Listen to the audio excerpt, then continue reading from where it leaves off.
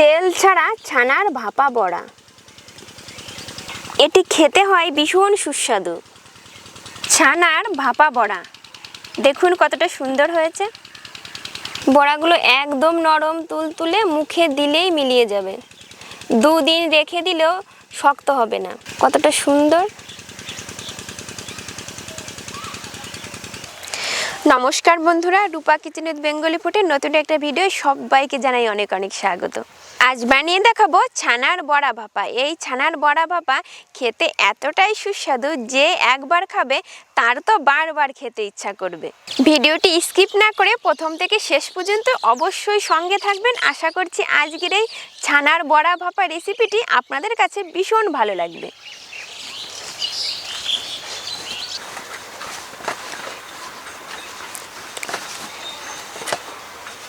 ছানার ভাপা বড়া বানানোর জন্য সব কিছু গুছিয়ে নিয়ে রান্নাঘরে পৌঁছে গেছি।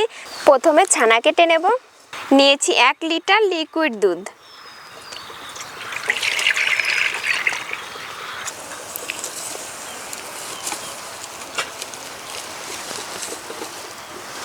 দিয়ে দেব 2 চামচ ভিনিগার।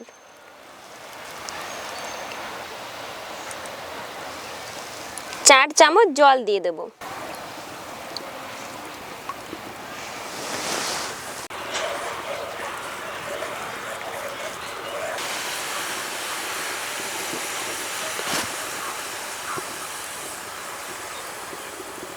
দুধে উতল চলে এসেছে, এবার অল্প অল্প করে ভিনিগার দেব আর নাড়ব।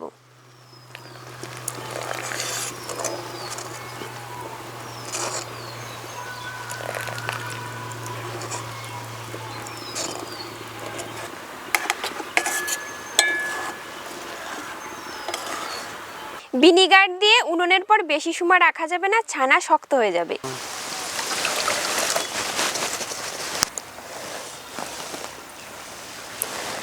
ছানা কিন্তু খুব সুন্দরভাবে কেটে গেছে, দেখুন জলটা পুরো সবুজ হয়ে গেছে। ছানা এবার জল দিয়ে ধুয়ে নেব, না হলে টক লাগতে পারে।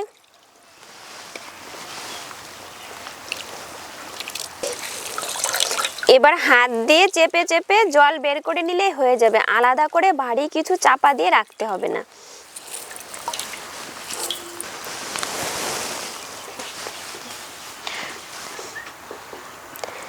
নারকেলের ভেতরটা কিন্তু খুব সুন্দর।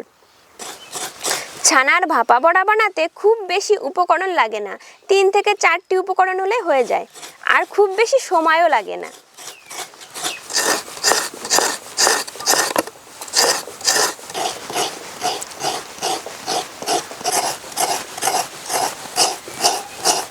দু ফালি নারকলি আমি কুড়িয়ে নিয়েছি।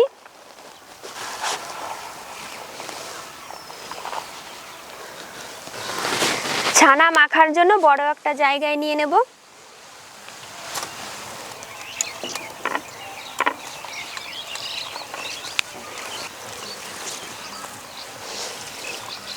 ছানা এবার হাত দিয়ে একটু মেখে নেব।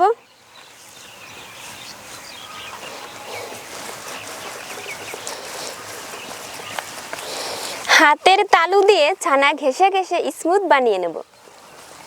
এটা খুব বেশি সময় লাগে না মাখতে। থালা থেকে ছেড়ে দিচ্ছে, তার মানে বুঝতে হবে ছানা রেডি। এখানে 225 গ্রাম মতো ছানা আছে, দিয়ে দেবো 70 গ্রাম মতো চালের গুঁড়ো। এবার দিয়ে দেবো গুঁড়ো দুধ, নারকেল কোড়া। এবার দিয়ে দেবো নলেন গুড়। আপনারা চাইলে এখানে চিনিও দিতে পারেন।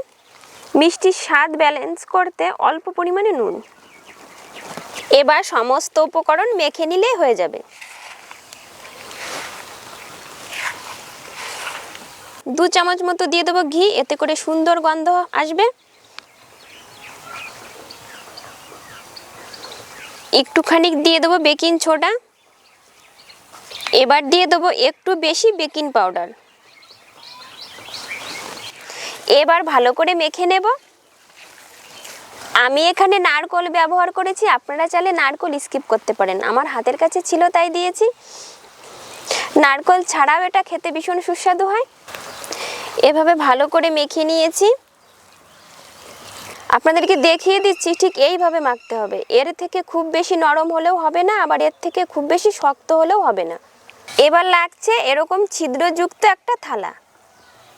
এবার থালায় ঘি মাখিয়ে নেব। আপনারা চাইলে সাদা তেলও মাখিয়ে নিতে পারেন, এতে করে বড়াগুলো আটকে যাবে না। এবার বড়াগুলো থালার উপরে বসিয়ে দেব।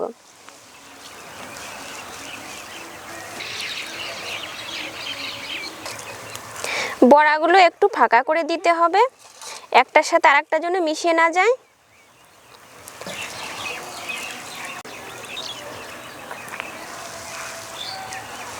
এই বড়াগুলো বানাতে খুব একটা সময় লাগে না, এভাবে দিয়ে হাত দিয়ে একটু চাপ দিয়ে বসিয়ে দিলেই হয়ে যাবে।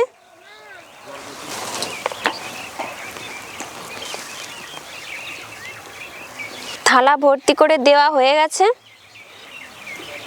আগে থেকেই উনুন ধরিয়ে কড়াই বসিয়ে দিয়েছি। জল দিয়ে একটা স্ট্যান্ড বসিয়ে ফ্রি ভাপ তুলে নিয়েছি। জলের পরিমাণটা বুঝে দিতে হবে, স্ট্যান্ডের উপরে যেন কোনোভাবেই উঠে না যায়। এবার বড়ার থালাটা বসিয়ে দেব।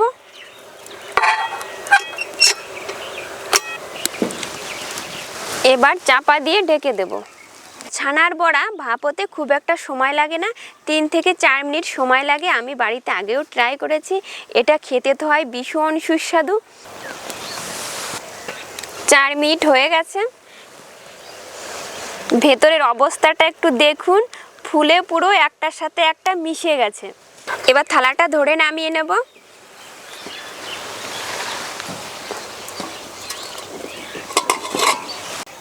গরম থাকতে থাকতে তোলা যাবে না, একটু ঠান্ডা করে তুলতে হবে।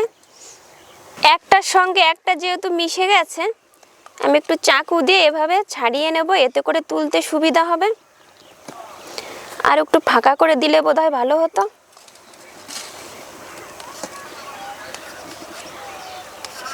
ছানার বড়াগুলো কিন্তু আমি সবগুলো তুলে নিয়েছি থালা থেকে।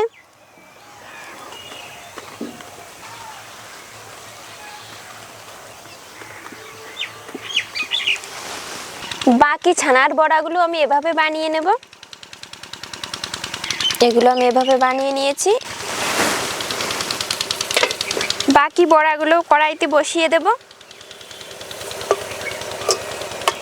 আবারও চাপা দিয়ে ঢেকে দেব। ছানার ভাপা বড়ায় আতপ চালের গুঁড়োই ব্যবহার করতে হবে, ময়দা ব্যবহার করলে খেতে অতটাও ভালো লাগবে না। এই বড়াগুলো হয়ে গেছে, এবার নামিয়ে নেব। দেখুন আগের থেকে এই বড়াগুলোই কিন্তু বেশি ভালো হয়েছে, একটু ফাঁকা করে দিয়েছিলাম।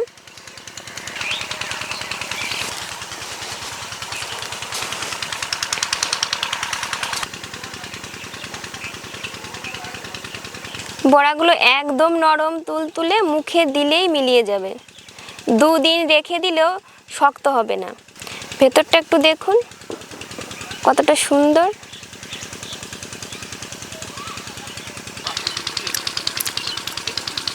ছানার ভাপা বড়া খেতে কিন্তু ভীষণ সুস্বাদু হয়েছে।